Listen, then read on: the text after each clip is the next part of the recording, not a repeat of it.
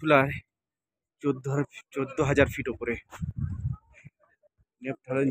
Lieutenant general জগৎ সিং ওনার মূর্তি করা ভারতীয় পতাকা তোমরা দেখতে পাচ্ছ। আকাশটা আবার মেঘে ঢেকে গেছে, পুরো অন্ধকার ছিল। ভারতীয় সেনা, ভারতীয় পতাকা, ভারতের অশোক চক্র, অশোক স্তম্ভ, জাতীয় তিরঙ্গা, ভারতীয় সেনার ব্যারাকস।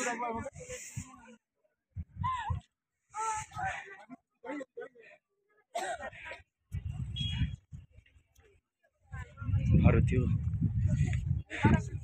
সেনাবাহিনী এখানে আমাদের প্রতিরক্ষার জন্য উপস্থিত আছে। কারণ যে কোনো মুহূর্তে চীন, ওই যে উপরের দিকে দেখতে পাচ্ছ চীন, তারা ক্যাম্প করে বসে আছে। চলো ওই যে চীন।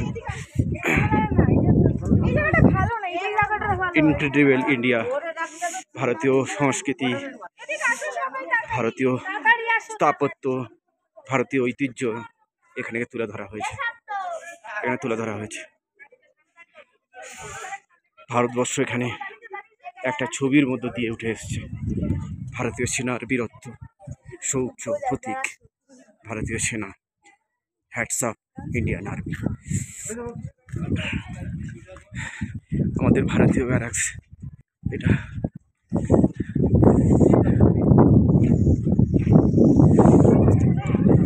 ইন্ডিয়ান আর্মি,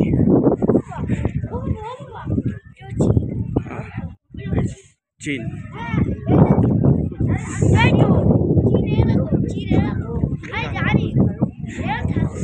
এখান থেকে চায়না বর্ডার এসে গেছি। আমরা এসছি চীনের লোকেদের দেখতে পাওয়া যাচ্ছে।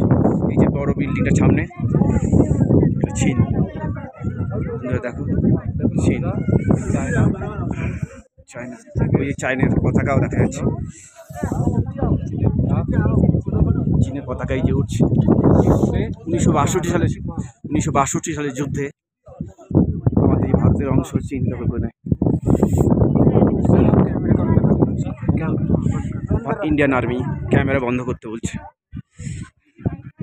এই বিল্ডিংটাও চীনের, 1962 সালে চীন এটা দখল করে নিয়েছে। ইন্ডিয়ান আর্মি সব সময় প্রতিরক্ষার জন্য আছে, আমাদের ভারতীয় সেনাদের প্রতিরক্ষা দেওয়ার জন্য।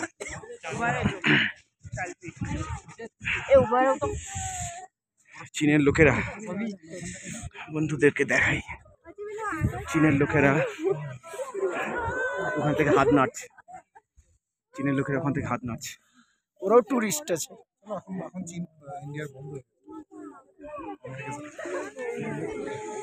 জাতীয় পতাকা, চীনের জাতীয় পতাকা। এই অবধি চীন 1962 সালে যুদ্ধে ভারতের অংশকে দখল করেছে।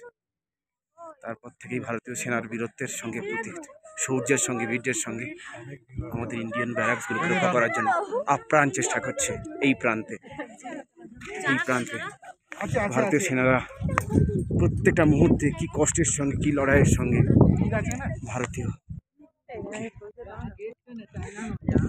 সত্যি ভারতীয় প্রতীক, ভারতীয় ঐতিহ্য, শান্তি।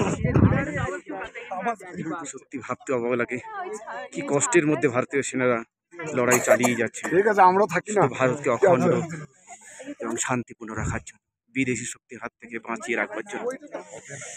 এই চীনা বর্ডার, এই বিল্ডিংটাও চিনেছে। সাদা পাহাড়, চীনের লোকেরা হাত নাড়ছে।